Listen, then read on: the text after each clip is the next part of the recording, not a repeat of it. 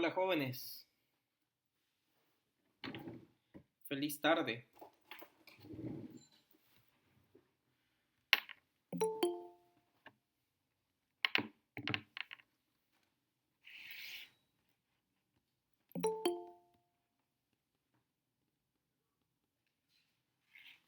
Hola, hola,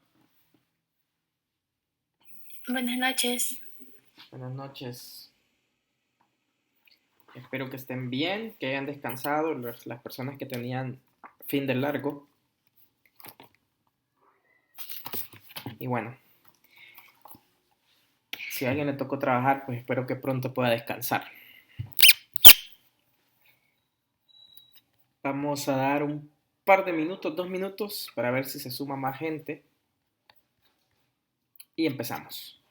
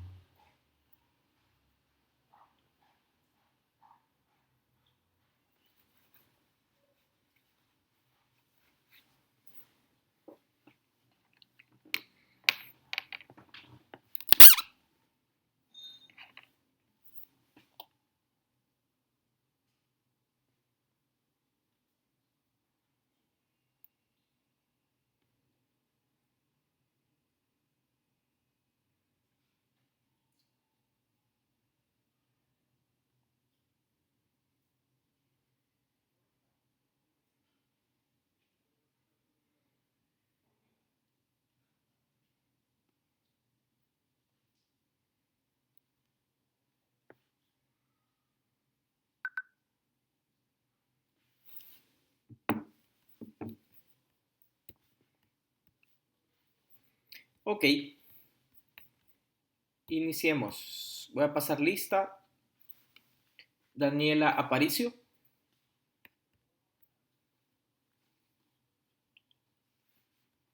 Alexandra Barrera, Presente. Juan Candel, Natalie Carranza, Presente. Jesús Chávez,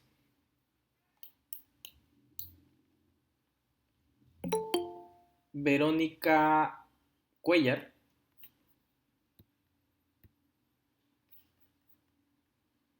Jorge Delgado, Presente, licenciado. Ángela Escalante,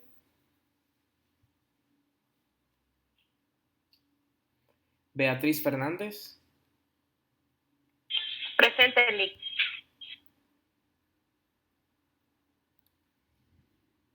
Andrés García,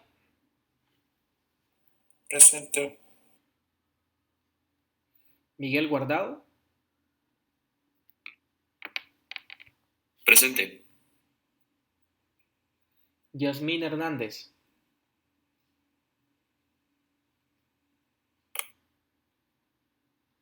Juan Marcos López, Mario Luna,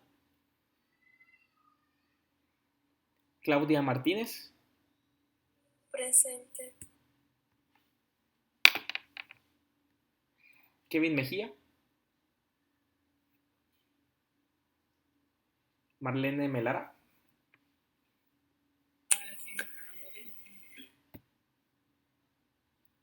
Ahí te vi, Marlene. No te escuché, pero te vi. Alfredo Méndez.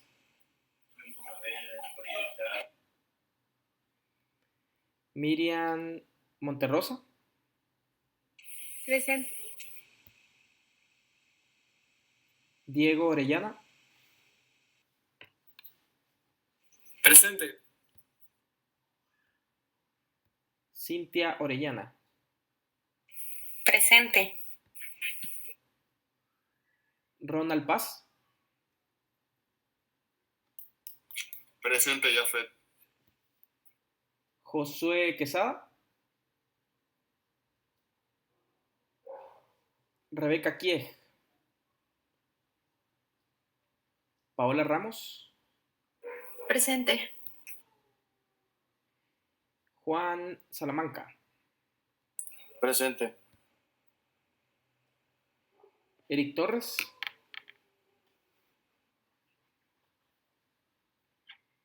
Emily Ramos. Presente. Carmen Vázquez. Brandon Escobar. Ok. Entonces vamos a iniciar la clase. Denme un segundo. Voy a cambiar de pantalla. Y les comparto.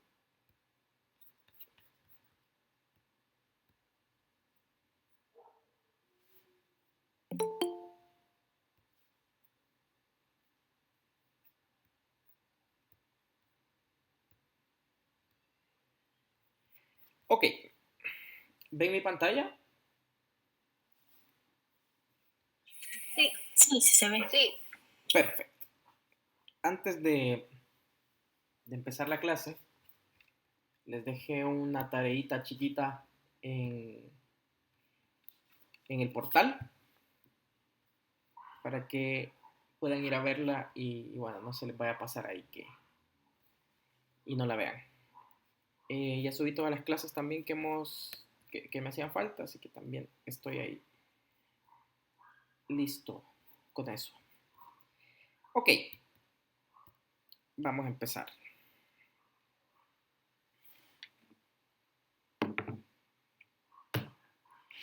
Recordemos que seguimos viendo el tema de en el marco de la planificación estratégica y ahora vamos a empezar un tema que es administración de capital de trabajo, la definición, análisis de la estructura de capital de trabajo. Esas cosas vamos a empezar a ver ahora. Si tienen dudas, comentarios, pueden hacerlo sin ningún problema. Ustedes saben que en mi caso yo no me molesta que me interrumpan. Así que si es posible, ustedes conversen y hacemos esto más fluido, no solo escuchar. Ok, entonces, ¿qué es capital de trabajo? La administración del capital de trabajo es una herramienta que complementa oportunamente el análisis financiero empresarial. ¿Qué pasa con esto? Esta administración te permite medir el manejo del dinero en un periodo de tiempo definido. Acá le pueden llamar, acá se le llama, perdón, ciclo operativo, pero básicamente es un año calendario, por ejemplo, un trimestre. Hay empresas que planifican cada 2 años.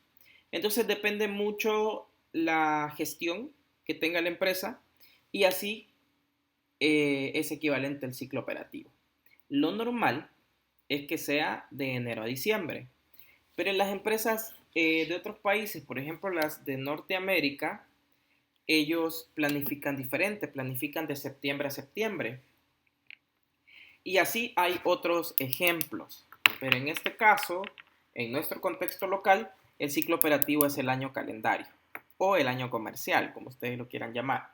Recuerden que el año comercial son 360 días y el año calendario, perdón, son 365 o 366 si es un año bisiesto. Así que en el contexto salvadoreño, cuando hablemos de ciclo operativo, hablaremos de un año calendario. Solo si es que en algún momento o en algún punto específico hablemos de un ciclo operativo más corto, se debería de aclarar. Entonces, ¿qué permite la administración del capital de trabajo? Permite que se hagan pronósticos y que toman en cuenta estos pronósticos factores internos y externos relacionados a cualquier situación social que pudiese afectar o alguna situación económica o de otra índole que afecte la estabilidad de la organización o la empresa. Les pongo un ejemplo que lo viví en 2019.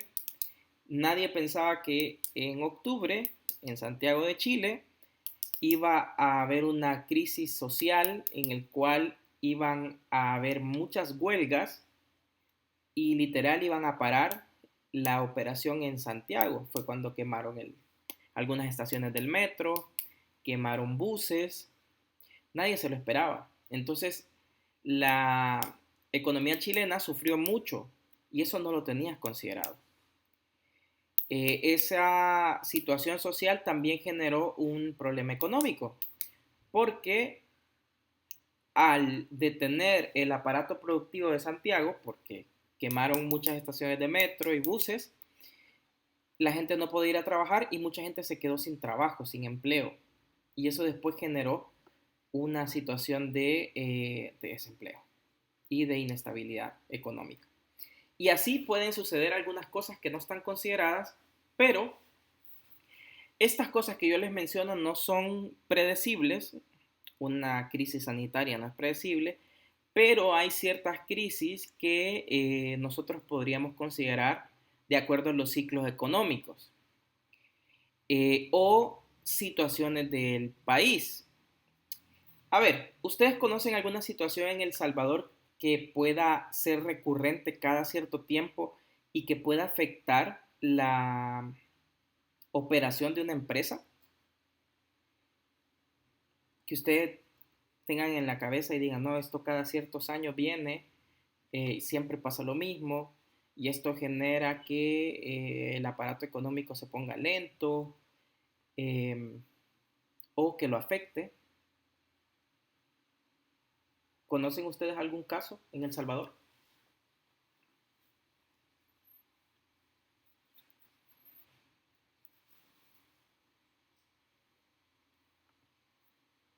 No les Podrían considerarse las manifestaciones, Sí, porque podrían. todo era el orden de lo que es, bueno, la ciudad prácticamente. Solo que en el caso de las manifestaciones, Francisco, generalmente se hacen en días feriados. Entonces, digamos que esa no afectaría la operación a menos que fuese algo muy, muy grave. Por ejemplo, siendo extremistas, eh, el gobierno de turno haga algo muy, muy grave y la gente decida no ir a trabajar para ir a protestar. Entonces ahí sí podríamos decir que es algo atípico, una situación que no está planificada y que bueno, no sabías que iba a suceder, porque no sabías las decisiones que iba a tomar el gobierno de turno. eh, y podría, o sea, eso, pero eso está dentro de los que no podemos controlar. ¿Ustedes han escuchado que cada vez previo a elecciones hay empresas que deciden no invertir? ¿Han escuchado eso alguna vez o no? Nunca. Sí, de hecho, empresas como que cerraron también, como el caso de Jumex. Sí, puede ser también. Cuando están, Brandon, en un proceso preelectoral, en muchos países, eh, la inversión se detiene porque están esperando quién va a ganar, están esperando su plan de gobierno y muchas veces deciden detener la inversión. Hace 3 semanas aproximadamente, en Chile se votó por el cambio de constitución. No sé si alguien lo escuchó. Hace 2 meses, un poquito más, llegó IKEA. No sé si conocen IKEA o IKEA, que básicamente es una tienda de tipo EPA, pero más grande. Y IKEA decidió detener su inversión hasta esperar las votaciones del plebiscito de la nueva constitución. En este caso, pues votaron que no querían esta nueva constitución y IKEA pues siguió con su proceso de inversión. Eso puede pasar y pasa en El Salvador. Cada cierto tiempo, cada 5 años aproximadamente, pero no en el año de elección, sino en el año previo a la elección, empieza a detenerse un poco la economía y a esperar, los inversionistas y los comerciantes y las empresas grandes esperan a ver qué va a suceder, porque nadie va a meter plata en un país en el cual la estabilidad podría ser coartada, digamos. Ustedes saben que a mí no me gusta politizar esta clase, pero sí hay cosas que afectan a la inversión. Por ejemplo, cuando, miren, no quiero politizar nada, pero cuando se inventan leyes o emiten decretos muy apresuradamente, eso genera cierta incertidumbre. ¿Alguien sabe qué pasó la semana pasada que la mayoría de empresas rechazó? ¿Alguien sabe? El asueto del viernes. ¿Y ustedes creen que el asueto estaba mal? La verdad que para empleados no, pero para empresas sí. Eso mismo iba a decir. Depende de qué enfoque le demos. ¿Por qué creen? Va, conversemos un poquito. ¿Por qué creen que para la empresa no fue bien visto? Porque se aumenta el costo. Ajá. Si tengo 100 empleados y como es asueto y los quiero mandar a trabajar, tengo que pagarles el doble. Digamos, si gasto $1,000 en los empleados, o digamos, $500,000 en el mes, pues ya se me dispara. Ajá. ¿Qué más? ¿Qué más creen que afecta cuando pasa algo como lo que pasó la semana pasada? ¿Alguien se acuerda cuándo emitieron ese decreto? El jueves o el miércoles, creo yo. Miércoles en la tarde. ¿Ustedes creen que, imaginémonos que somos los financieros de las empresas, ¿ustedes creen que podríamos planificar cuando ya está finalizando el día y que ya teníamos considerada la operación del día viernes? ¿Ustedes creen que podríamos salir a planificar a última hora y ver cómo resolvemos si es que teníamos ventas que entregar, si es que teníamos productos que enviar, si es que teníamos que terminar algún producto perecedero? O sea, hay tantas cosas que se tienen que considerar y que eso, miren, no quiero ser, de verdad, no es un tema político, es un tema de meramente, economía normal. Sí, meramente, claro, meramente analítico hacia el contexto. Estas cosas, como la que pasó la semana pasada, generan inestabilidad. ¿Por qué? Porque esto abre una puerta a la que puede decir que de repente, en la noche, podrían quitarte días operativos o aumentarte los costos, como dice Alexei, porque tendrías que pagar doble porque es feriado. Entonces estas cosas hacen que los inversionistas lo piensen, porque generan inestabilidad. Por el lado del empleado yo creo que está bien, yo creo que la gente también merece descansar. Hace rato no, bueno, creo que aquí no es común que se haga este tipo de decretos considerando que el 15 caía jueves y bueno, para aprovechar el viernes y que fuera como un fin de semana largo. Generalmente lo hacen nada más desde los organismos estatales que hacen bastantes puentes, pero en el sector privado no. Entonces yo estoy de acuerdo que la gente debe descansar, pero no de esta manera que puede afectar a las empresas. Pero bueno, al final hay que ser súper franco que sin empresas no hay trabajo, el Estado no va a poder dar todo el trabajo que la empresa privada da, entonces tiene que haber un equilibrio. Estas cosas pueden generar cierta incertidumbre y los inversionistas pueden considerar mejor no invertir. Entonces, estas situaciones no se pueden controlar, pero las situaciones, volviendo al tema del proceso preelectoral, sí se pueden considerar. ¿Por qué? Porque sabes que cada 5 años, en este caso, hay una contracción económica porque están esperando los inversionistas eh, los resultados electorales. Entonces, si vos venís creciendo los últimos 4 años, pero de ahí viene un año electoral, debes de considerar este efecto, debes de considerar este efecto, esta situación atípica que podría detener el crecimiento que tengas. Entonces, hay cosas que sí podemos considerar y hay cosas que no sabemos que van a pasar. Pero en ambos escenarios tenemos que ir haciendo pronósticos. ¿Se les ocurre algún otro que pueda pasar aquí en El Salvador que pueda detener la economía y que sea recurrente, que ya sabemos que va a venir? ¿O solamente este?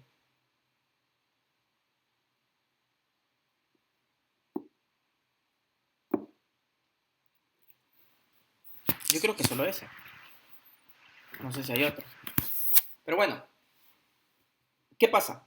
Vayamos también poniendo el contexto de lo que sucede en nuestra planificación. A la planificación 5, que coincide con las elecciones, debemos de considerar que es posible que tengamos una contracción económica o una ventas reducidas. Es posible. Entonces tendríamos que salir a analizar los años preelectorales y los años electorales y ver cómo le ha ido a la empresa, si es que es una empresa que tiene mucho tiempo, ¿verdad? Pero una de las maneras que se me ocurre es que analicemos los años preelectorales y veamos cómo se ha comportado nuestro mercado. Esas cosas sí las podemos considerar. Sigamos. La administración del capital de trabajo también se refiere al manejo de todas las cuentas corrientes de la empresa. Entiéndase cuenta corriente que es donde tenemos el dinero, las cuentas bancarias. En el caso de las empresas no tienen cuentas de ahorro. Bueno, sí pueden tener cuentas de ahorro, pero ellos manejan, o ellas, las empresas, manejan cuentas corrientes. Hay una diferencia entre cuenta corriente y cuenta de ahorro. No sé si la conocen. Si alguien la conoce, dígame, si no, lo explico rapidito. ¿Alguien sabe cuál es la diferencia entre cuenta corriente y cuenta de ahorro? En pocas palabras, la cuenta corriente, vos tenés te dan un insumo adicional a una cuenta de ahorro que es la chequera. Poco a poco se van desfasando, ya casi nadie usa cheque, la mayoría usa transferencias, pero generalmente vos tenés la posibilidad de emitir documentos como un cheque desde una cuenta corriente. Desde una cuenta de ahorro no lo podés hacer. Pero bueno, generalmente son cuentas corrientes las de las empresas. ¿Qué pasa con esto? Esto implica también un nivel de seguridad un poco más alto que la cuenta de ahorro. Voy a asumir que ustedes tienen cuentas de ahorro. Para una cuenta de ahorro y para retirar dinero o pagar algo, ustedes no tienen que firmar. Basta con, sí, en algunos casos firmas el voucher si es que compras con una tarjeta de crédito o de débito cuando son valores altos. Pero si son compras chiquitas no necesitas firmar. Si haces una transferencia no necesitas firmar. En el caso de las cuentas corrientes, generalmente las empresas tienen 2, 3 o 4 firmantes. Y para confirmar una transacción vos necesitas tener 2 validaciones al menos. Esto te da un nivel de seguridad más alto porque implica que al menos 2 personas tienen que firmar y tienen que estar de acuerdo y tienen que saber que están firmando. Si fuese un cheque, pues tenés las 2 firmas en el cheque. Si fuese una transferencia electrónica, pues las 2 personas tienen que aprobar la transferencia electrónica. Entonces eso da cierto margen de seguridad, porque pues sí, estamos hablando de mucho dinero y podría transferirse a alguien fácilmente a su beneficio. Entonces las cuentas corrientes te dan un nivel de seguridad un poco más alto y te dan mucha más tranquilidad también a la hora de poder ejecutar la operación de una empresa, porque hay más personas viendo lo que se está haciendo. Pero bueno, ahí me salió un poco del tema, pero era bueno explicarles un poco qué diferencia hay entre corriente y de ahorro. También, en este caso, la administración del capital de trabajo incluye el manejo de los pasivos corrientes, o sea, también de la deuda. Este es un punto muy esencial para la dirección y para el régimen financiero. ¿Por qué? Porque vos también podés gestionar tu cartera de deuda, podés ir analizando si es que aumentas plazos, si es que reducís plazos de pago, si es que negocias con tus acreedores. La gestión y la administración también es importante del lado de los pasivos, de las deudas, así como del lado de los activos, también es importante. Entonces, básicamente, recapitulando, la administración del capital de trabajo es una herramienta que complementa oportunamente el análisis financiero empresarial, ya que mide directamente el manejo del efectivo en un periodo de tiempo determinado llamado ciclo operativo. La administración de los recursos de la empresa son fundamentales para su progreso. ¿Por qué? Porque también va a depender de la astucia en la que la gente gestione sus recursos y así va a tener pues beneficios. Si no los gestionamos o los gestionamos mal, pues vamos a perder. Si gestionamos bien, vamos a ganar. Y va a depender mucho la astucia de quién está tomando las decisiones para que esa gestión sea exitosa o sea poco exitosa. Vamos a ver algunos objetivos de y que nos va a ayudar también a tener puntos claves en el manejo del capital de trabajo. Esta administración nos permite medir en gran parte el nivel de solvencia y asegura un margen de seguridad razonable. ¿A qué se refiere? Cuando nosotros estamos administrando los recursos, jamás deberíamos de considerar invertir el 100% de nuestros recursos, porque si la inversión sale mal, nosotros nos quedamos sin liquidez, entonces ahí podemos estar en problemas. Tenemos que considerar las expectativas de los gerentes y los administradores, pero también tenemos que llegar al punto en el que debemos de no sobreinvertirnos y no arriesgarnos. ¿Qué quiero decir con esto? Puede ser que en el análisis definamos que el 80% de los recursos los podríamos invertir. El otro 20% queda para gestión. Es un ejemplo. Puede ser que sea 50 y 50. Puede ser que sea 40-60, va a depender mucho de la naturaleza de la empresa, pero siempre tiene que haber un margen de seguridad razonable. Este margen de seguridad es liquidez que debe de quedar en nuestras cuentas por si las inversiones salen mal y así nosotros poder pagar lo necesario para la gestión o para la operación de la empresa en este caso. Entonces, esto también nos va a ayudar a considerar que no podemos quedarnos sin caja. ¿Qué pasa si no me paga el proveedor a tiempo? ¿Qué pasa si el proveedor tuvo problemas de liquidez y no me va a pagar hasta dentro de 3 meses?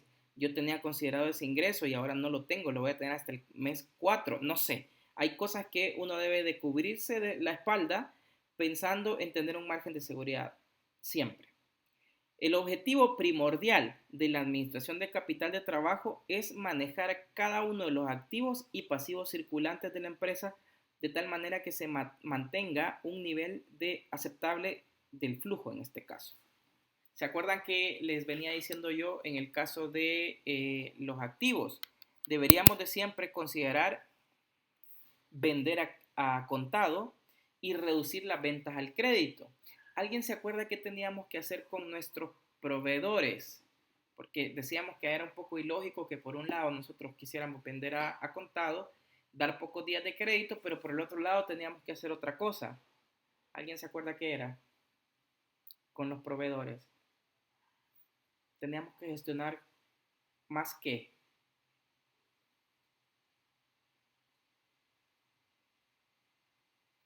¿O no me siguen el ejemplo? La forma de pago. Exacto, Beatriz. Nosotros debemos de considerar, por un lado, tener liquidez rápidamente y por el otro lado, evitar pagar rápidamente, o sea, pagar lo más tarde posible, porque eso me da liquidez y me permite hacer otras cosas. Eso es la gestión, esa es la administración del capital de trabajo. La intención es mantener siempre dinero en la caja que me permita resolver cualquier eventualidad o cualquier problema que se pueda dar ante estas situaciones que yo no controlo. Por ejemplo, decisiones que afectan a la empresa privada de manera muy que fueron tomadas muy rápidamente y que no permitieron la planificación de las empresas, un estallido social, una crisis sanitaria, eh, una huelga, marchas, no sé, muchas cosas que pueden suceder, una guerra en otros lados, un conflicto armado en Europa, tantas cosas que podrían suceder y que no están dentro de nuestras manos, que es muy riesgoso que estemos siempre al filo de la navaja, con muy poca liquidez, esperando que lo que me llegue mañana me va a ayudar a sobrevivir la semana. Y si no me llega, y si el proveedor, no sé, le robaron algo y ya no pudo pagarme, hay tantos factores que no se pueden considerar, y es por eso que necesitamos un margen de seguridad razonable. Ahí lo pone la naturaleza de la empresa. Si es un 20, si es un 30, si es un 60, ellos lo deciden. Pero ojo, hay que considerar también que si este margen es muy alto y tenemos dinero que no usamos y está inmovilizado mucho tiempo en el banco, también estamos perdiendo. Entonces la pregunta es, ¿cómo llegas a tener ese equilibrio? ¿Cómo logras saber cuánto debería ser tu margen y cuánto no? Depende mucho de la operación de la empresa y de lo histórico que pueda tener la empresa, de los datos históricos. Si esta empresa funciona muy bien con el 80% invertido y un 20% como margen de seguridad, perfecto. Pero si esta empresa es muy volátil y necesita más margen porque históricamente le ha pasado la factura el tener demasiada inversión y ha tenido que salir a endeudarse en momentos en los que tiene todo invertido, entonces ahí el margen de seguridad debería ser mucho mayor. Entonces depende también la naturaleza de la organización. Pero bueno, eso te lo da también los años de ejecución. También te lo da el historial de la empresa, porque así vas a saber cuánto dejar de margen. Pero bueno, sigamos hablando de esto. Los principales activos circulantes a los que se les debe de poner atención son la caja. La caja, entiéndase también las cuentas de banco, no solo la caja literal, la caja chica que pueda tener una empresa, sino que las cuentas de banco, todo lo que sea dinero en efectivo. Tal vez no en efectivo tangible, pero sabemos que si vamos al banco y sacamos de nuestra cuenta, es dinero en efectivo. No es lo mismo tener que vender el inventario para conseguir dinero, porque está condicionada a una venta que probablemente no la pueda hacer ahora, ya. Entonces, la atención que se debe poner es a lo que tenemos en efectivo. También en los valores negociables e inversiones. Generalmente estas herramientas de inversiones, después de que ya has pasado un tiempo prudencial, que en algunos instrumentos de inversión te obligan a estar, no sé, 90 días dentro de la inversión, 30 días, depende. Si ya has pasado ese tiempo, vos podés salir a vender rápidamente y esa inversión la haces dinero. Pero no siempre sucede lo mismo.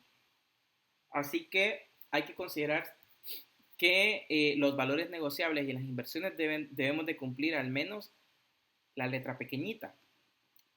Pero bueno, eso tenemos que ponerle foco también. También tenemos que considerar las cuentas por cobrar y el inventario. Es un poco más difícil hacerlo efectivo, pero no imposible. Entonces ahí también hay que considerar estos activos circulantes. Activos que en menos de un año se pueden hacer dinero. Todos estos son los que pueden mantener un nivel recomendable y eficiente de liquidez sin conservar un alto número de existencias de cada uno. ¿Qué quiere decir esto?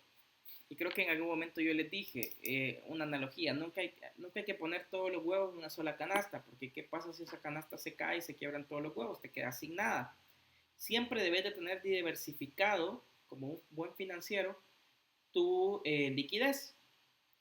Tampoco vamos a tener un montón en el banco sin hacer nada, pero tampoco vamos a tener un inventario enorme que no puedo vender ahora. O que pueda tener inversiones congeladas que yo no pueda vender porque la metí a plazo y apenas voy por la mitad del plazo para poderlo sacar. Entonces, ¿qué quiero decir con esto? Que uno tiene que tener un equilibrio. Si vas a tener cierta cantidad en el banco, puedes tener perfecto, cierta cantidad máximo en el inventario, que eso es un tema que vamos a ver más adelante con ejemplos y ejercicios. Y por el otro lado, también las inversiones. Tienes que saber cuánto tener, tiene que estar diversificado y equilibrado. No podemos estar arriesgándonos mucho en en un solo canal. Bueno, también, mientras que los pasivos de mayor relevancia son cuentas por pagar, de que tenemos que pagar a los proveedores, también hay obligaciones financieras, si es que tenemos algún crédito, hay que pagar esos intereses, y también puede ser que hayan pasivos acumulados, que por ejemplo puede ser las cuentas que no pudiste cobrar, las incobrables. Esas por un periodo de tiempo se van acumulando en el balance general y después de cierto tiempo que no se logra cobrar, se toma decisiones si es que lo das de baja o ves cómo resolves este tema contable, porque tampoco es que vas a tener pasivos por 10 años. Eso no es saludable. Entonces, ahí se tienen que tomar decisiones en el caso de los pasivos acumulados.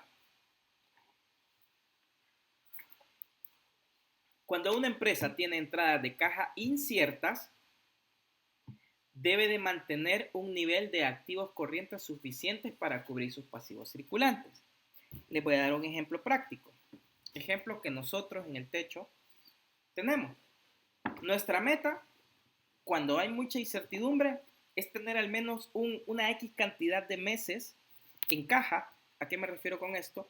Que el dinero que está en la caja sea suficiente para subsistir X cantidad de meses. Para mí ese es un indicador. ¿Cuántos meses tengo en caja? No sé, voy a tratar para que no se me confunda. ¿Cuánto dinero tengo en caja que me permita absorber la operación de X cantidad de meses? Un ejemplo. Si yo gastase, es un ejemplo, $1,000 mensuales para que subsista el techo, yo mido, si tengo $10,000 en caja, yo tengo para 10 meses. Y ese es un indicador. Hay X cantidad de meses que necesito tener como mínimo, pongámosle que son 5, y eso me daría cierta estabilidad. En el caso que les estoy dando tengo 10, o sea que yo tengo bastantes. Tengo el doble. Entonces yo podría tomar una decisión y decir, ¿sabes qué? Mantengamos siempre 5 y vayamos viendo qué hacemos con este otro dinero que podríamos reinvertir. Es un ejemplo. Entonces, cuando pasan contextos en los que las entradas de caja son inciertas, por ejemplo, una empresa que no planifica sus ventas, que va a la deriva, solo va vendiendo a lo que salga, debería tener un nivel alto de activos corrientes en la caja para cubrir pues sus responsabilidades. Eso hay que considerarlo bastante y por eso les decía hace un rato que depende mucho la naturaleza de la empresa y cómo se maneja el mercado. Porque puede ser que empresas y fácilmente pueden operar con un mes de caja y para ellos eso es normal. Pero para otras organizaciones tener solo un mes es algo muy riesgoso que podría suceder. Pero bueno, espero que se haya entendido el ejemplo, que siempre deberíamos de tener más dinero si es que nuestra empresa tiene entradas inciertas o ventas inciertas. Perdón que sin querer me adelanté mucho. A ver, aquí está. Entonces, como ya vimos, ¿qué es la administración del capital de trabajo? ¿Qué es el capital del trabajo? El capital de trabajo puede definirse como la diferencia que se presenta entre los activos y los pasivos corrientes de una empresa. Esto también ya lo habíamos visto, que básicamente es una resta en el cual voy a agarrar todos mis activos, le voy a restar todos mis pasivos y lo que me dé es mi capital de trabajo. Ese dinero, entre comillas, digamos que lo tenemos libre. No quiere decir que lo tengamos libre y que podamos hacer cualquier cosa con él. No vamos a comprarle Mac a todos, sino que ese dinero me permite a mí maniobrar o podría tomar decisiones de cómo voy a utilizar ese capital de trabajo. Pero generalmente ese capital de trabajo debería de considerarse para multiplicarlo, no para gastarlo nada más. Se puede decir que una empresa tiene un capital de trabajo neto, un capital neto de trabajo cuando sus activos corrientes son mayores a sus pasivos de corto plazo. Denme un segundo, perdón, que me están llamando. Solo voy a contestar un mensaje. Denme un segundito, perdón. Pues sí que estoy en clase.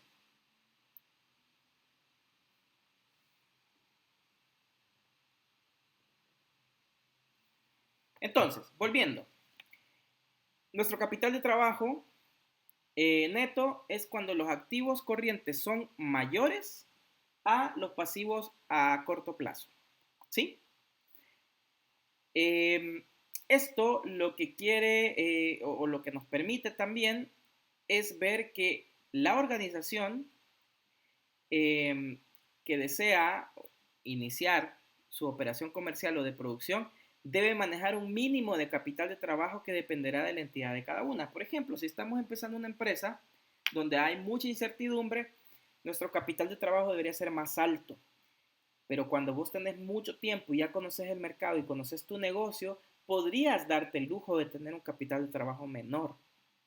¿Por qué? Porque ya sabes cómo se maneja el mercado, ya puedes tomar decisiones sobre si vas a invertir una parte del capital de trabajo, porque ya conoces tu mercado.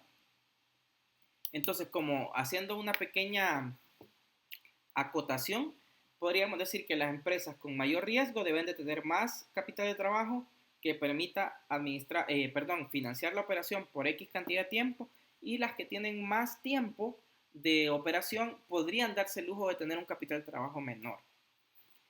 No es una regla, pero se cumple en muchos casos. No puedo decir que es una regla así como se cumple siempre, pero generalmente eso es posible. Entonces, los pilares en los que se basa la administración de capital de trabajo se sustentan en la medida en las que se puede hacer un buen manejo sobre el nivel de liquidez. Y acá está el truco, acá está lo difícil, el nivel de liquidez. ¿Cuánto nivel nosotros vamos a considerar como capital de trabajo y cuánta de ese dinero sobrante podríamos considerarlo para otras inversiones? Eso es digamos, lo más complejo. Ya que mientras más amplio sea el margen entre los activos corrientes que posee una empresa y los pasivos corrientes, mayor será la capacidad de cubrir sus obligaciones a corto plazo. ¿Qué quiere decir? Que si nosotros tuviésemos 0 ingresos, deberíamos de tener, no sé, un ejemplo, 3 meses de caja que me permita a mí subsistir con 0 ingresos. Obviamente nadie quiere eso, pero ante una situación complicada, pues puede salvarte la vida. Caso contrario, que no tengas nada. Ahí sí es muy riesgoso porque pasa algo, se te mueve una variable en el mercado que te afecta las ventas y te deja sin plata. Te deja sin plata y ya no puedes subsistir. Y entonces ahí estás en situación compleja, porque ¿qué pasa? No le puedes pagar a tus colaboradores, a tus empleados, no puedes pagarle a tus proveedores, los empleados no van a trabajar, los proveedores no te van a dar insumos para trabajar, y bueno, eso puede ser una situación bien compleja. No pagas impuestos, te pueden caer multas, no pagas las responsabilidades sociales, y bueno, pueden haber un montón de efectos en los cuales si no se gestiona bien, una empresa podría desaparecer por una mala administración del capital de trabajo. También se presenta un inconveniente porque cuando exista un grado diferente de liquidez relacionado con cada recurso y cada obligación, al momento de no poder convertir los activos corrientes en dinero, los siguientes activos tendrán que sustituirlos, ya que mientras más de estos se tengan mayor probabilidad de tomar y convertir cualquiera de ellos para cumplir con los compromisos sería difícil. ¿Qué quiere decir esto? Tengamos inventarios muy grandes y que en algún momento necesitemos plata de la que está en el inventario, sabemos que no la podemos salir a vender rápidamente, a menos que mi competencia me la compre. Pero mi competencia se va a aprovechar, porque si yo estoy vendiendo inventario, también es un mensaje bien fuerte hacia el mercado. Eso indica problemas, porque planifiqué mal y estoy vendiendo mi inventario. Hasta podría especularse que vas a cerrar. Eso podría generar incertidumbre en los colaboradores, podría generar incertidumbre en el proveedor, en tantas variables que podría ser bastante negativo para una empresa que decida vender su inventario. Y por otro lado, si la competencia te va a comprar el inventario, vos tenés que saber que no te lo va a comprar así como se lo compra el proveedor. Va a tratar de aprovecharse siempre y va a tratar de que vos se lo des más barato. Entonces ahí también vas a perder. Por eso es importante considerar bien cuánto vas a tener en cada una de las cuentas de activo corriente. A ver, ¿cuál es el origen y la necesidad del capital de trabajo? El origen y la necesidad de capital de trabajo está basado en el entorno de los flujos de caja o cash flow de la empresa, que pueden ser predecibles. También se fundamentan en el conocimiento del vencimiento de las obligaciones con terceros y las condiciones de crédito con cada uno. Miren, el lunes yo les voy a subir la tarea que les dije, y esa va a ser la tarea para fin de ciclo, que va a ser un flujo de caja, en el cual en un texto ustedes van a tener las entradas de dinero y las salidas de dinero. Y van a tener que tomar ciertas decisiones con la intención de que el flujo quede en positivo. Voy a ser súper sincero.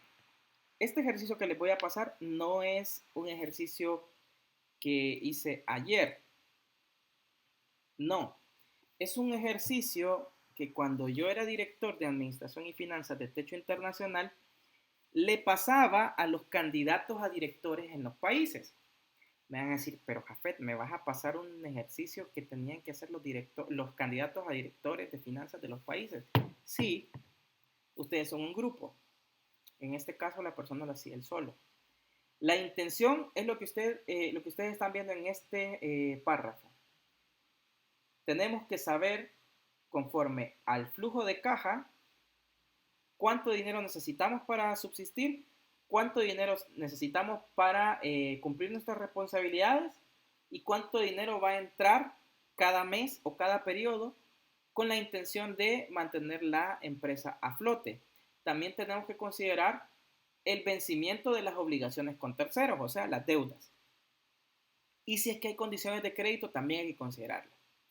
Pero en realidad lo que es esencial y complicado es la predicción de las entradas futuras a caja, ya que los activos como las cuentas por cobrar y los inventarios son rubros que en el corto plazo son de difícil convertibilidad en efectivo, lo que venimos hablando. Vos podés estarle cobrando a alguien, pongamos un ejemplo práctico. Se acercó un tuchero o chera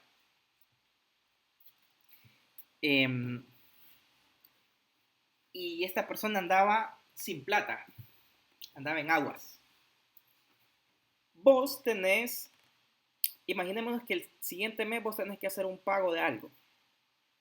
Vos tenés este dinero y lo vas a tener en tu cuenta un mes.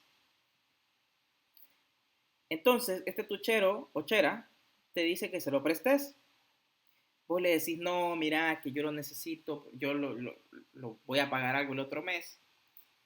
Y no puedo. O sea, ni siquiera me lo puedo gastar yo porque lo tengo apartado para el pago de mi deuda o lo que sea. Imaginémonos, hagamos un ejemplo más divertido. Alguien, bueno, a mí me gustan mucho los videojuegos. Sí, sé que estoy viejo, pero me gustan. No sé si se dieron cuenta que la semana pasada informaron cuándo va a salir el nuevo Zelda. Veamos este ejemplo más divertido. A mí me encanta Zelda. Entonces, en mayo del otro año va a salir Zelda. Imaginémonos que yo empiezo a ahorrar desde ahorita para comprarme Zelda en mayo. Y ya tengo la plata. Entonces me dice un chero, mira, necesito plata, yo no puedo prestarte. Pero él sabe que yo tengo esa plata para Zelda y me dice, mira, préstamelo, yo te lo voy a devolver en abril. Y yo, no. Al final, cuento corto, me rogó tanto que se lo presté. Basta, bueno, te lo presto, pero devolvémelo. Llegó abril y no me pagó. Llegó mayo y no me lo pagó. El 12 de mayo, que va a ser lanzado Zelda a nivel mundial, yo no tengo la plata para comprarme el juego. Y yo le cobro todos los días a mi amigo y le digo, puchica, ¿cómo sos? Mira, yo lo tenía guardado para esto, me estoy perdiendo el lanzamiento de Zelda. Y el tipo no me pagó. Entonces es difícil convertir las deudas, las cuentas por cobrar, en este caso, las deudas que tienen con vos, porque no sabes si te van a cobrar. Sí, en el caso de las empresas pueden haber otros instrumentos para cobrarles a nuestros deudores, pero también implica sacrificar algo. ¿Alguien sabe cómo funciona la venta de cartera de cuentas por cobrar? ¿Alguien tiene idea de ese tema? He escuchado algo, pero no sé si es eso mismo, que por ejemplo algunos bancos cuando no pagas tus deudas, después de cierto tiempo lo que hacen es que le venden tu deuda a un estudio y luego el estudio, bueno, en algunos casos te llama y te dice de que ya no tienes que pagar toda la deuda, todos los $1,000 que debías, sino que solo 500, pero que los pagues ya. Algo así he escuchado yo. Algo así, vas en el camino correcto, Andrés. Mira, le explico. Le voy a poner un ejemplo que me pasó. Yo en diciembre me cambié de compañía de teléfono. Hice una portabilidad de número a otra compañía. Yo pagué mi última factura y todo bien. O sea, para mí, corté relaciones con la empresa que me brindaba el servicio de telefonía. Seguí con mi otra empresa, la nueva, pagaba mis facturas. Después de un tiempo me empezaron a cobrar. Y yo, ¿pero qué pasa? Si yo no debo. Me voy a la empresa y me dicen, sí, es que aquí le sale un saldo pendiente chiquitito. Eran $7 los que me salían ahí. Que usted entre cambio y cambio, pues quedó esta factura en el aire, va. Y le digo yo, si la pago ya no me van a llamar. Y me dijeron, sí, ya no le van a llamar. Ok, la pagué en ese momento. ¿Qué pasó? Me siguieron llamando. Llegó un punto en el que me estaban amenazando con mi récord crediticio. Y yo, ¿pero qué pasa si yo no debo nada?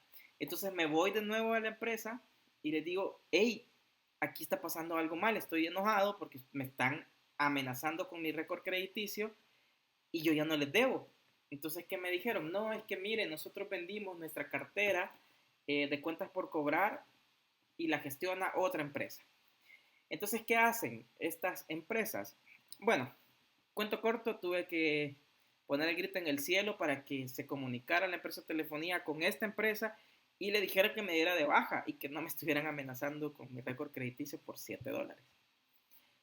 ¿Qué pasa? Muchas veces las empresas venden su cartera, pero no la venden al 100%. Imaginémonos lo que decía Andrés, que la cartera es de $1,000,000.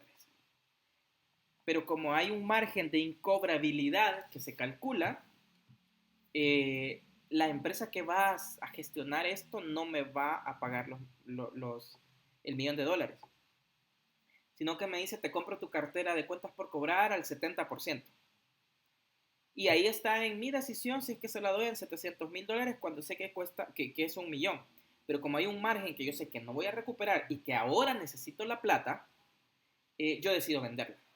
Entonces yo perdí un 30% de mis ingresos porque necesitaba la liquidez.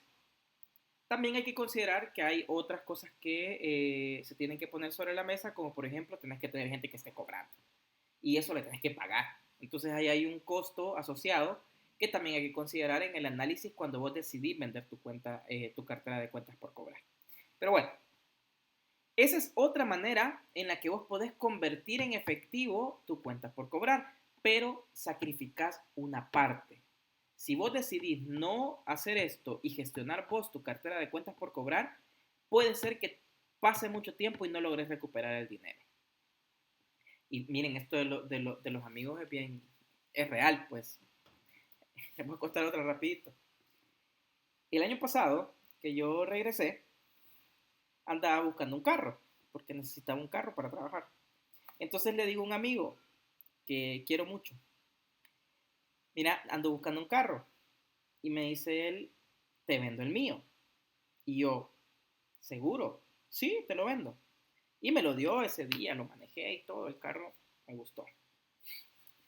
Pero me dijo, tal día hagamos la compraventa porque ese mismo día yo voy a comprar otro carro. La intención era que él no se quedara sin carro. Entonces vamos, o sea, yo saco el dinero, me lo llevo en efectivo, vamos y hacemos la compraventa. Y cuando yo iba en camino hacia el abogado a firmar, me dijo, Jafet, me hace falta plata para comprar mi carro. Eso estaba fuera del precio que yo le estaba pagando por su carro. Él estaba comprando un carro más caro. Me hace falta X cantidad de dinero. Y yo, ajá, ¿y? Préstamelo. Y yo dije, ay, ¿por qué pasan estas cosas? Yo de buena gente, basta, bueno, te lo voy a prestar. Pero ¿cuándo me lo das? En un mes. Vaya, está bueno. Ojo, le dije, ese dinero lo necesito para otra cosa en un mes. Miren, se tardó un año en pagarme y me pagaba de a poquitos. O sea, ahí vos perdés al final. Y el desgaste, cuento corto, la amistad se fracturó. Por eso muchas veces no mezclen amistad con dinero. Pero eso pasa también. Al final yo recuperé mi dinero, pero el valor del dinero en el tiempo ya cambió. Esa cantidad que yo le presté adicional en ese día, un año después ya no vale lo mismo, vale menos. Ya lo habíamos hablado el otro día, la capacidad adquisitiva del dinero. Entonces, eso pasa con las empresas y tienen que considerarlo también a la hora de vender su cartera de cuentas por cobrar. Porque si vos vas a estar gestionando 2 años y no la recuperas completamente, también perdiste plata, también perdiste capacidad adquisitiva de esas cuentas por cobrar.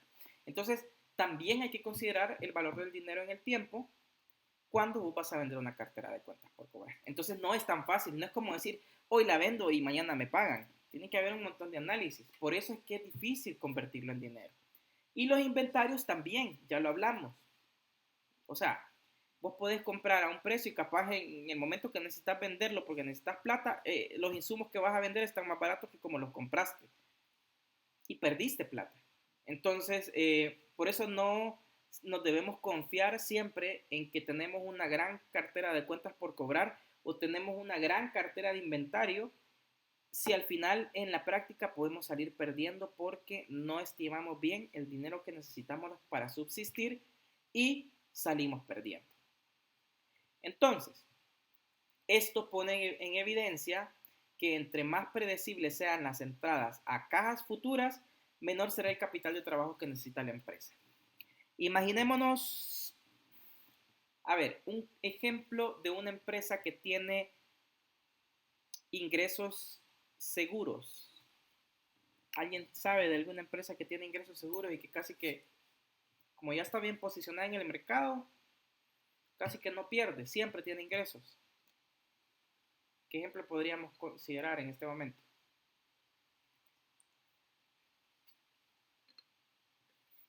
Podría ser Banco Atlántida o una entidad financiera. Puede ser una entidad financiera. Sí, porque hablando con ellos, Banco Atlántida no tiene tarjetas de crédito. Ajá. Por lo cual tu flujo de efectivo, digamos, su cuenta incobrable es del 0.001, casi que nula. Porque no da dinero a crédito, en este caso con tarjeta. ¿Va? Sí, puede ser un banco y es de los más rentables, de hecho. Porque vos cobrás por, a pesar de que, imaginemos, va, sigamos el ejemplo del Banco Atlántida. Por tener una cuenta corriente te cobran un valor mensual de mantención de cuenta. Por tener una cuenta de ahorro te cobran mensual por la mantención de la cuenta. O sea que el banco te cobra por gestionar tu dinero. Entonces el banco nunca pierde. El banco, a pesar de que vos solo tengas plata tuya, siempre te va a cobrar una comisión por gestión de cuenta. Algunos bancos no te cobran gestión, pero te cobran por transacciones. No sé, a partir de la quinta transacción te cobro comisión. Tal vez puede ser poquito, pero imagínense que sea $1 por todos los usuarios del banco. Es un montón de dinero que al final el banco siempre tiene entradas. Entonces el banco podría darse el lujo de tener un menor capital de trabajo porque sabe que va a tener ingresos siempre. Ese puede ser un ejemplo. Otro ejemplo podría ser hablando de las empresas que tienen un alto porcentaje en el mercado. Volvamos a tocar Molsa, volvamos a tocar los ingenios de azúcar, que casi que no tienen competencia, solo se distribuyen en el mercado. Ellos saben que siempre vamos a consumir azúcar, por muy dañina que sea, digamos cualquier cosa del azúcar. Pero siempre vamos a consumir azúcar. Y si no compramos azúcar de manera directa, porque decimos, no, de hoy en adelante yo no voy a consumir azúcar, siempre voy a comprar algo que tiene azúcar. Entonces, siempre tenés ingresos. Entonces, entre más predecibles sean las entradas de dinero al flujo, menor va a ser el capital de trabajo que necesita una empresa. Espero que haya quedado claro. Ahora, vamos a hablar un poco del análisis de la estructura del capital de trabajo. La estructura de capital permite entender la forma en que una entidad financia sus activos mediante recursos propios o de terceros.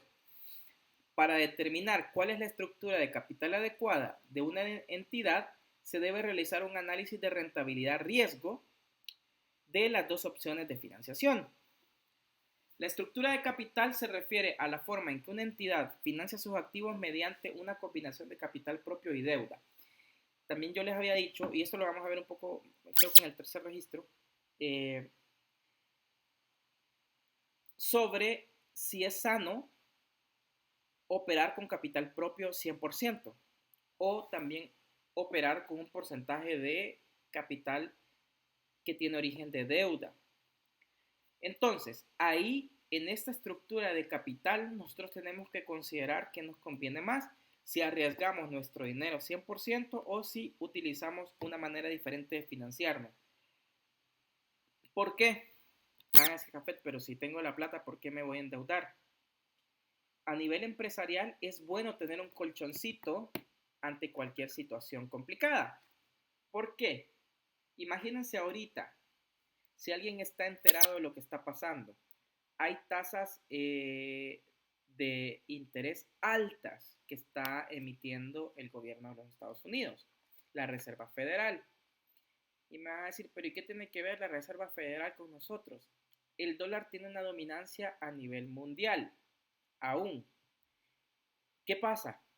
Que si el dólar se encarece, afecta a todos los países.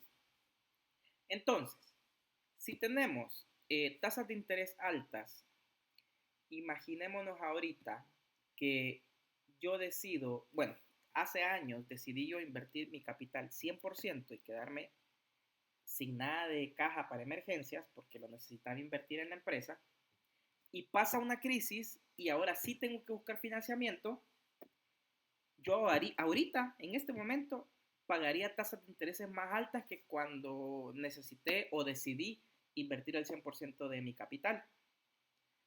Tal vez si yo hubiera sacado o hubiera adquirido deuda hace 2 años, un ejemplo, estuviese pagando menos intereses y capaz ya debiera menos y todavía tuviera un colchón para una emergencia. Que ahora que no tengo otra opción más que endeudarme, ahora voy a pagar más plata porque yo decidí invertir 100% todo lo que tenía. Espero que se haya entendido por qué una de las cosas no deberías de invertir al 100% de tu capital, porque en una emergencia te tocaría, depende del contexto, te tocaría pagar más. ¿Por qué? Porque no gestionaste bien tu capital de inversión.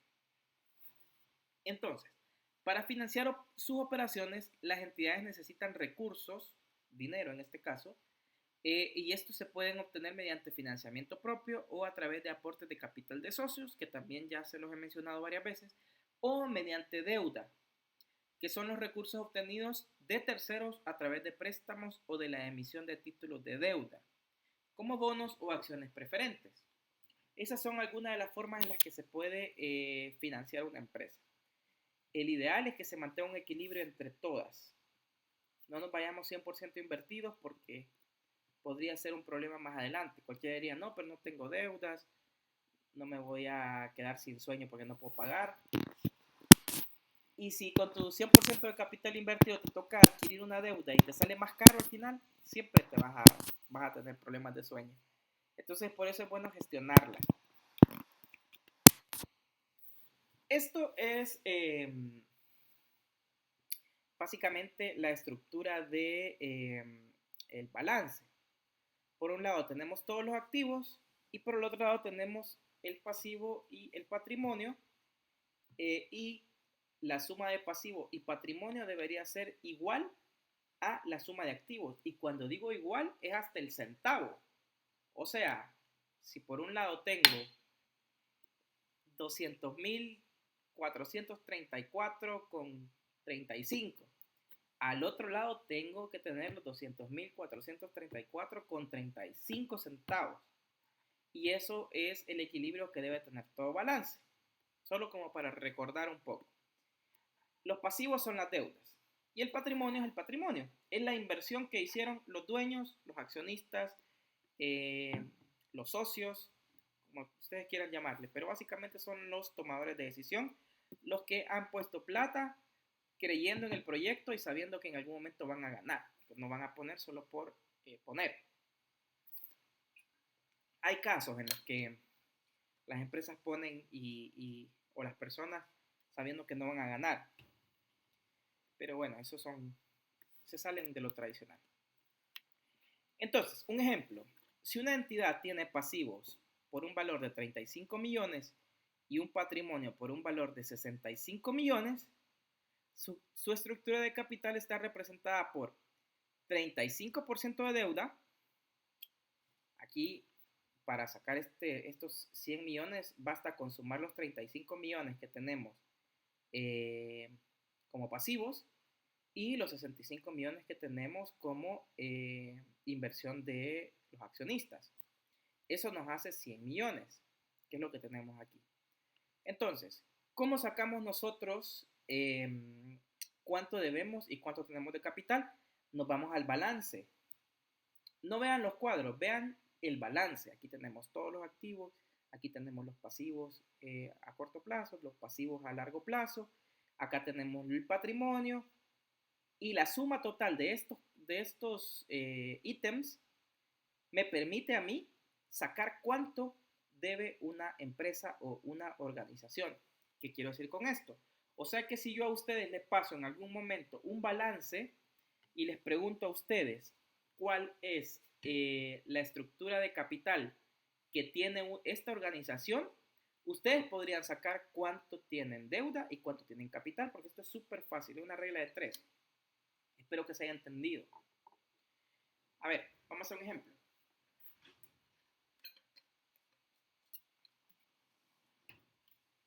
No sé si tienen un cuaderno ahí o algo para anotar. Yo lo voy a anotar aquí también. Y lo voy a hacer, en lo que ustedes piensan.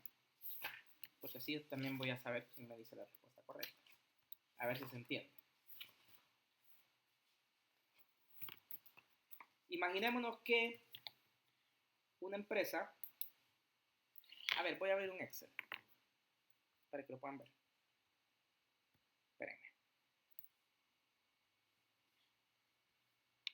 Tenemos un segundo.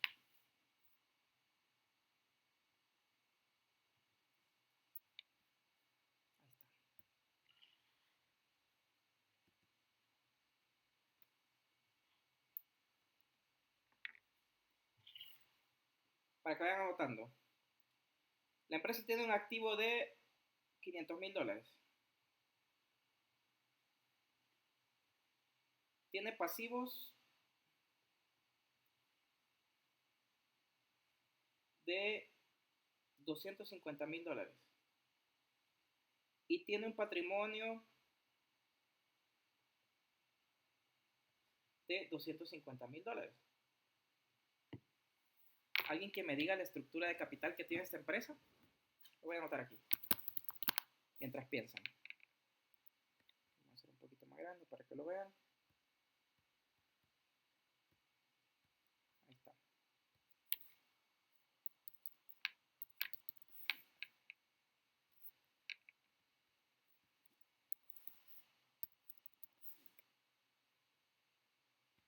Y acá tenemos pasivos, 250,000. Y acá tenemos patrimonio.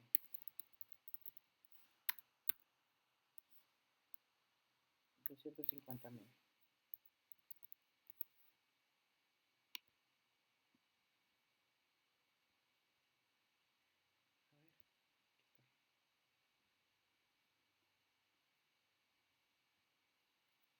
A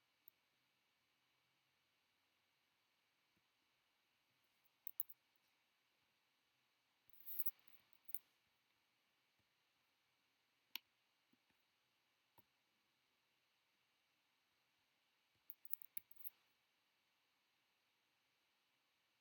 A ver, alguien que le guste hacer números rápidos. ¿Cuál es la estructura de capital que tiene esta empresa?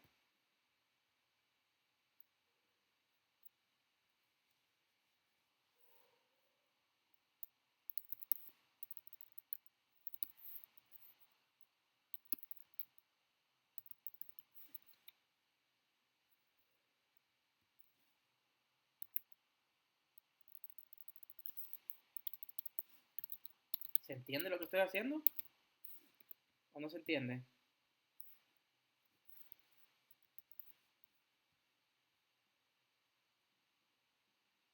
¿Me siguen o no me siguen? Hay que hacer una regla de 3, ¿verdad? Sí. Una regla de 3.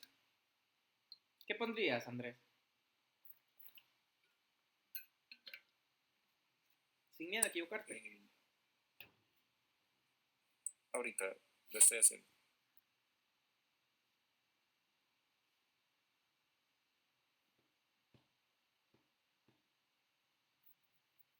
Vamos a hacer algo.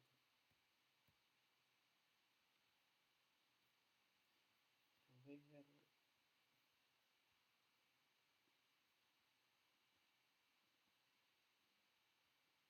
¿Dónde está?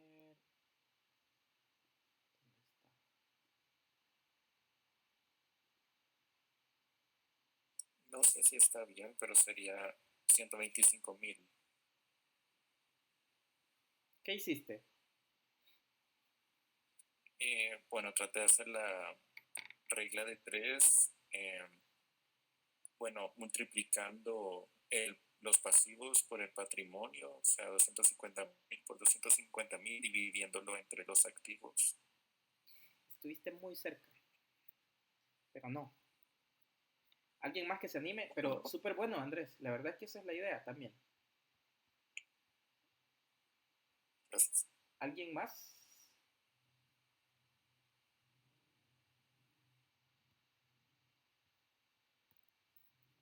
Cada vez que opinan, Andrés, yo les voy poniendo acá.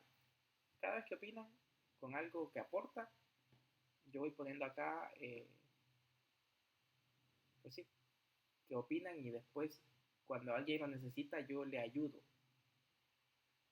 Y eso lo hice en este último registro. A la persona yo le sumé algo en su nota cuando veía que estaba muy cerca del 6, por ejemplo.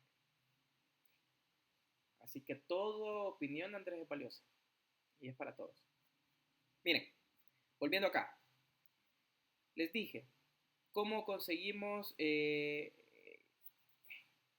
el factor por el cual vamos a dividir es la suma del pasivo y del patrimonio. Esto quiere decir que es 250 más 250. Pero como acá también opinamos que el activo es igual al pasivo y el patrimonio, o sea, yo se los puse acá, pues no tienen que hacer ninguna suma porque está acá. Entonces, ¿qué tenemos que hacer? Agarramos el pasivo y lo dividimos entre el activo en este caso. Porque el activo es igual a la suma del pasivo y el patrimonio. Esto lo voy a poner en porcentaje, 50%. Y esto, solo por hacerlo en temas de ejercicio, lo voy a hacer igual, no lo voy a copiar. Y acá tenemos, en este caso, esta empresa tiene un porcentaje de deuda del 50% y un porcentaje de capital del 50%. Aquí está 35 y 65 en este caso. Si se fijan, por ser un ejemplo muy redondo, esos 35 millones son igual a 35%. Esa es la estructura de capital. Se va a poner acá. Esperen. Ahí está. Estructura de capital de una empresa. ¿Qué pasa si esta empresa tiene 800,000 de activos y tiene 500,000 de pasivos y tiene 300,000 de patrimonio? Entonces aquí la cosa cambia. Espera, que esto me quedó feíto. A ver, ¿dónde está?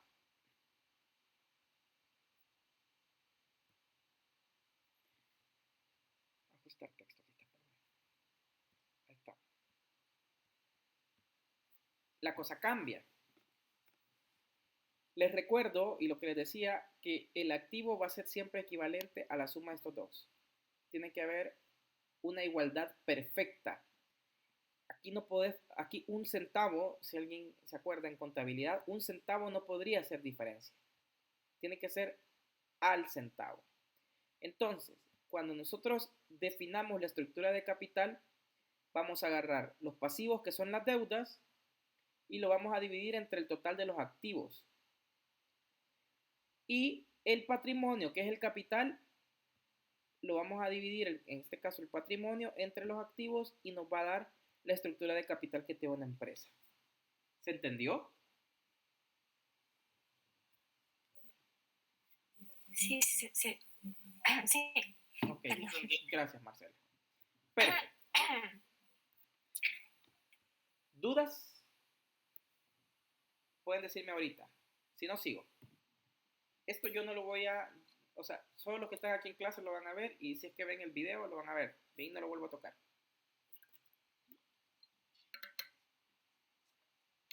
Porque está fácil. Ok, si no hay dudas, seguimos. Perfecto. Entonces así vamos a estimar nosotros nuestra estructura de capital. Perfecto. La relación entre capital y deuda de una entidad es muy importante debido a que cada fuente de financiamiento tiene un costo que termina afectando la rentabilidad y el riesgo al que se expone la entidad. Cuando una empresa obtiene financiamiento de terceros, aumenta la rentabilidad de los socios. Y en este caso vamos a hacer una comparación.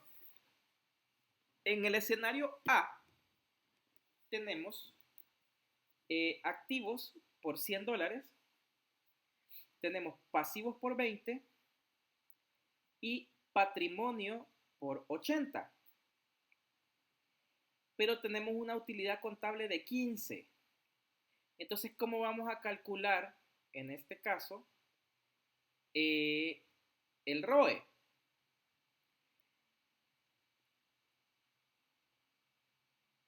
Vamos al Excel. Espérenme, esto me lo voy a pasar para la otra pestaña para verlo.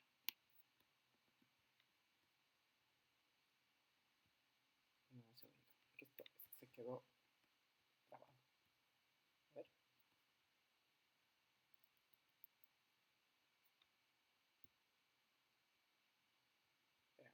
Espérenme.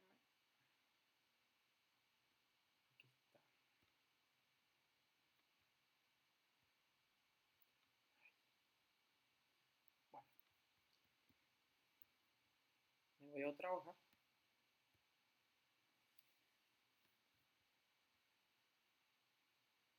Un segundo. Ahí está. Tenemos activos.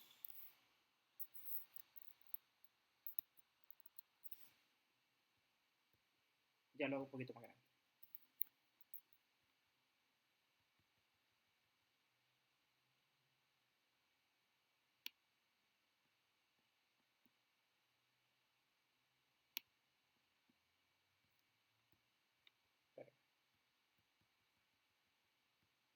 Ahí está.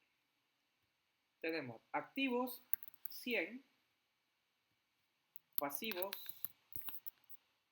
20, patrimonio. Vamos a ver si se entendió algo, rapidito. ¿Cómo es la estructura de capital de esta empresa? Si lo dejamos hasta aquí, a ver si alguien entendió. Está fácil.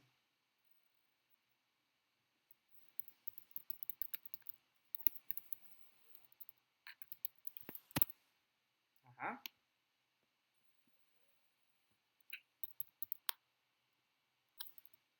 Tendría una deuda del 20% y la otra palabra se me escapó del 80%. Capital. Capital era, ¿va? Un capital 80%. Sí, capital sí. De un 80%. Sí, sí así es, Alexei. Como lo dijiste. El otro es 100, 80, 20. ¿Y ahí cómo sería? ¿Alguien más? El ejemplo B.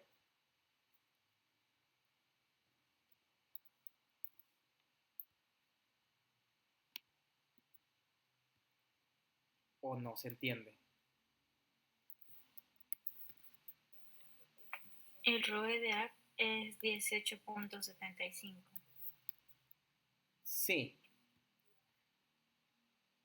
Definitivamente. ¿Cómo lo sacaste? Ay, sorry, no estoy viendo. Dividí 15 entre 80.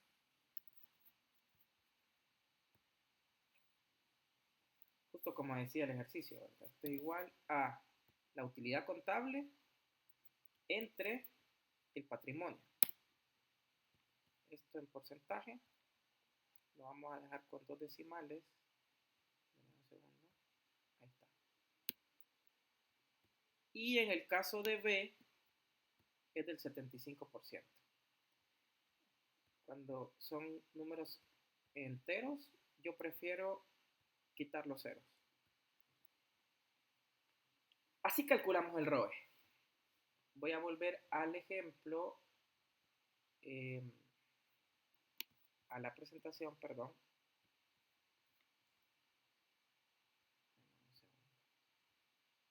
Ahí está. A ver. Entonces, esta cosa está lento. Ahí está. Volvemos. La relación entre capital y deuda de una entidad es muy importante debido a que cada fuente de financiamiento tiene un costo que termina afectando la rentabilidad y el riesgo al que se expone la entidad. Cuando una empresa obtiene financiamiento de terceros, aumenta la rentabilidad de los socios. ¿Qué pasa? Acá, el ROE es la división entre la utilidad contable y el patrimonio. Fíjense, y esto es de análisis también.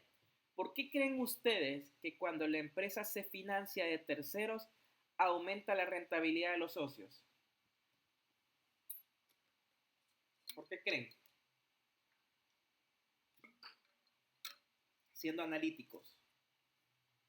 Voy a hacer un tercer escenario yo acá. C. 100. Acá vamos a poner 95. Acá vamos a poner 5. Siempre la misma utilidad, porque es la que se va a mantener en el periodo. ¿Y qué creen que va a pasar aquí?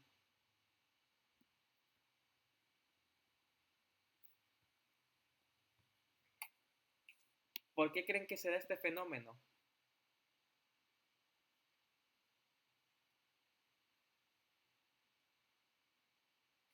Esta utilidad contable de 15, por si alguien no lo ha entendido, es lo que me da después de un periodo contable, o sea, que yo cerré el balance general de un año, yo obtuve 15, pongámoslo en dólares si querés, o unidades monetarias, que generalmente lo usan así en contabilidad, eh, pero dejémoslo en dólares.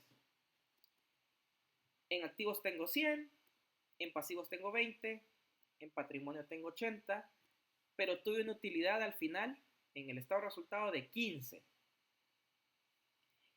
En el ejemplo B tengo la misma plata invertida, pues si ustedes se fijan, son los mismos 100, 80 y 20 son otros 100, y acá es lo mismo. Y si se fijan, aquí tengo lo mismo, 100. Pero ¿por qué aumenta la ganancia o la utilidad de los inversionistas? Como dice acá, cuando una empresa obtiene financiamiento de tercero, aumenta la rentabilidad de los socios. ¿Por qué creen que se da ese fenómeno? Ay, perdón, me equivoqué. Quería pasarme otro. Vale, hagamos un escenario D. Que tenemos 100. Acá tenemos 99. Acá tenemos 1. Siempre tuvimos una ganancia de 15. Y miren qué pasa. 1500%.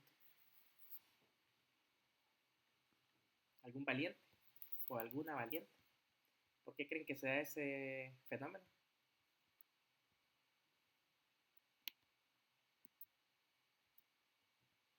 Vamos, pensemos.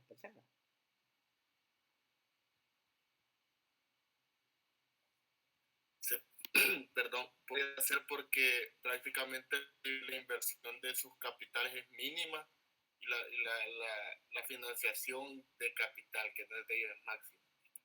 Digamos, ellos yo tengo $1,000,000 y solo invierto 100, tengo todavía 999,900 para hacer otros negocios. Y necesito 10,000 para hacer un negocio, lo multiplico en 20.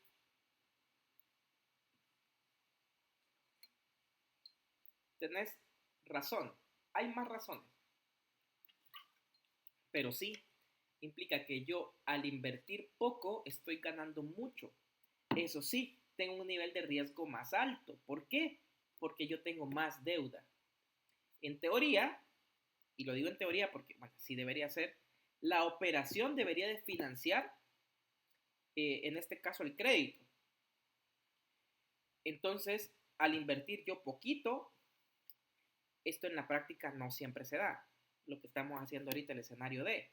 Generalmente tiene que estar equilibrado y tiene que haber un margen de ganancia, pues sí, aceptable. Pero ojo, no quiere decir que yo estoy teniendo más utilidad en los escenarios. No, yo tengo la misma utilidad. Lo que pasa es que esto aumenta el porcentaje de lo que yo invertí. Aquí invertí poco, aquí invertí bastante, pero al final yo gano lo mismo, $15. Pero representado a lo que yo invertí, estos 15 en el escenario D es una ganancia bastante grande. Y estos 15 en el escenario A es una ganancia aceptable. Déjenme decirles que 18.75% de ganancia en un periodo contable es bastante. Un banco te da 2 o 3% por tener el dinero a plazo. No sé cuánto está ahora en El Salvador. Pero imaginémonos que en el mejor escenario te diera 6%. Vos estás sacándole el triple con esta inversión. ¿Qué quiere decir esto? Que si yo meto estos $80 al banco, me va a pagar como mejor escenario 6%. Pero si yo lo invierto en una empresa, puedo llegar a ganar el triple, en este caso, después de un periodo contable. ¿Se entiende? ¿O no se entiende? Hemos aprendido dos cosas bien básicas ahora de análisis financiero. ¿Cómo sacar el porcentaje de capital que tiene una empresa? Que básicamente ustedes lo ven en un... O sea, si yo les pongo un balance y les digo que me saquen eso, no necesitan que esté detallado así. sino que ustedes lo van a ver y lo van a poder hacer. Y la otra es que podemos sacar el ROE, que es el porcentaje de ganancia o de utilidad que puede tener el inversionista conforme a la cantidad de dinero invertido. A ver, como conclusión, como se observa, la rentabilidad es mayor en el escenario B. En este escenario subió a 75%. Estos dos los hice yo, así que no los va a mencionar el ejercicio porque los acabamos de agregar nosotros. Nos quedamos con estos dos. Es mayor en el escenario B cuando la entidad financia sus activos mediante deuda o pasivo. No obstante, en ese escenario también aumenta el riesgo de la entidad, debido a que los terceros exigen el pago de un interés a cambio del financiamiento, el cual debe pagarse y así la entidad obtenga o no obtenga ganancias. Es decir, que así como la entidad puede generar mayores ganancias mediante el financiamiento externo, también se expone a generar mayores pérdidas. Por eso es importante que cada entidad realice una adecuada evaluación de su estructura de capital. Volvamos al ejercicio. ¿Qué pasaría si en vez de tener utilidad contable tengo pérdida? Todo se vuelve negativo. Entonces, ¿qué pasa? ¿Qué pasa en ese caso? Como para, imaginémonos, aquí estamos hablando de números chiquitos, pero aún invirtiendo 80 y yo pierdo y perdemos, yo tengo que agregar 15 para quedar en cero. Y esos 15, ¿saben para dónde va? Al pago de pasivos, que serían los intereses a la deuda, porque yo perdí, como ellos siempre van a necesitar que paguen. Y acá, cuando yo invierto 20, pongámosle, en este caso es poquito, pero estoy hablando de que casi estoy duplicando lo que invertí para quedar a cero. O sea que igual es un aporte alto el que tengo que dar comparado a lo que invertí. En el escenario C, si pierdo, tengo que poner 3 veces lo que invertí. Y aquí tendría que poner 15 veces lo que invertí. ¿Se entiende? Que tendríamos nosotros que poner mucho más dinero de mi inversión si es que, o sea, esto lo estoy haciendo con números chiquitos, pero imaginémonos que sean 1.000.000. A ver, sí, 3 ceros. Y aquí son 200.000. Y aquí son 800.000. Y aquí, en vez de 15, van a ser 150.000. Aquí está igual. Pero estamos hablando de cantidades. Uy, me equivoqué, perdón. Cantidades enormes. Voy a copiar esto y hacemos los otros ejercicios.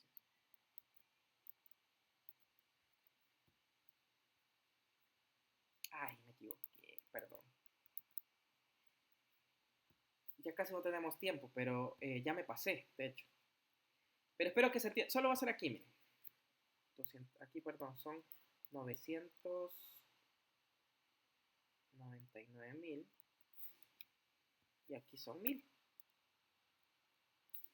Y aquí son 150.000. Ay, negativos. Imagínate, si vos invertís 1.000, tendrías que poner 150.000 para quedar a cero. Esto es una locura. ¿Se entiende la idea? Sí, se entiende. Ok, Sí. perfecto. Entonces, entre más plata tengamos invertida, tengamos en deuda, hay mayor posibilidad de que ganemos si es que todo sale bien, pero si perdemos, hay un montón de posibilidades de generar un montón de pérdidas. Entonces, por eso es importante en estos escenarios que lleguemos a un punto de equilibrio o a algún escenario ideal. Por ejemplo, aquí, ya viéndolo en números grandes, yo invertí 800.000, perdimos y debo de poner 150.000. ¿Cuánto representa 150.000 de 800.000? Estamos hablando de ¿qué? Casi un 20%, más o menos, un poquito menos del 20%. No es tan grave que decir 150%, que es perdón, 1.500%, que es un montón de dinero. Por eso es que cualquiera puede decir, no, entonces me endeudo hasta decir ya no, y bueno, voy a ganar. Pero ¿qué pasa si pierdo? Ahí te ves en situaciones bien complicadas. Espero que se haya entendido el ejemplo. Y bueno, ¿cuál es la estructura de capital ideal entonces? Ya para ir cerrando, disculpen que hoy sí me pasé demasiado. El propósito de cualquier entidad es entregar una rentabilidad a los socios. Por lo tanto, se dice que la estructura de capital óptima es aquella que maximiza la utilidad por acción, o UPA, utilidad por acción. Por eso, para determinar la estructura de capital adecuada, se puede realizar un análisis del efecto de las decisiones de financiamiento de la entidad sobre la utilidad por acción. El propósito de cualquier entidad es entregarle una rentabilidad a los socios, por tanto, se dice que la estructura de capital óptima es lo mismo. ¿Cuál es el porcentaje de capital óptimo que deberíamos entregar a un inversionista? Con este ejemplo, solo considerar, volvamos al ejemplo original, vamos a dejar esto en positivo. Si ustedes están ganando más de lo que te da el banco, si vos lo pones a plazos, es una ganancia óptima. Implica que si yo estoy ganando, imaginémonos que el banco me da, como yo les dije, 6%. Mi meta es entregarle más que lo que le dé el banco. Esa es mi meta. Pero si mi accionista quiere el doble, el riesgo aumenta. Si quiere el triple, el riesgo aumenta. Y así. Entonces, ¿cómo vamos a definir el capital óptimo? Pues dependerá mucho del porcentaje que el socio accionista quiere. Y nosotros como financieros tenemos que decirle, mira, vos querés ganar 300%. Ya, perfecto. Podemos ganar 300%, pero el nivel de riesgo es alto. Y le hacemos escenarios.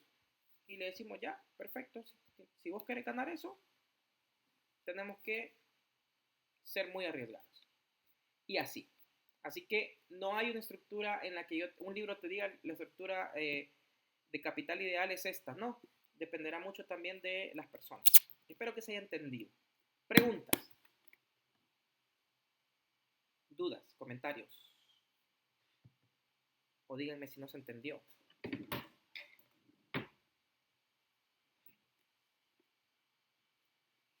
De mi parte sí se entendió.